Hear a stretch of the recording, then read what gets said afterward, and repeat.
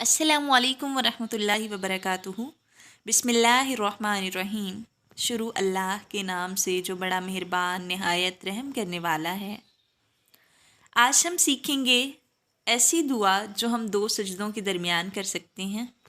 बहुत प्यारी दुआ है, सीखते हैं। अल्लाहुम्मा ग़फ़िरली वरहमनी वाफ़िनी वहदिनी वरज़ुकनी। ऐ अल्लाह मुझे मुआफ़ कर दे, वरहमनी मुझ पर रहम फरमा, वाफ़िनी और मुझे आफ़ियत दे, वाहदिनी और मुझे हिदायत दे, वरज़ुकनी और मुझे रिज़्क़ अता फरमा। कितनी प्यारी दुआ है, बिल्कुल छोटी सी है और इसमें 5-6 दुआओं का मजमूआ है जो बहुत ख़ास है और हमें एज़ अ मुस्लिम ये दुआएं करनी चाहिए।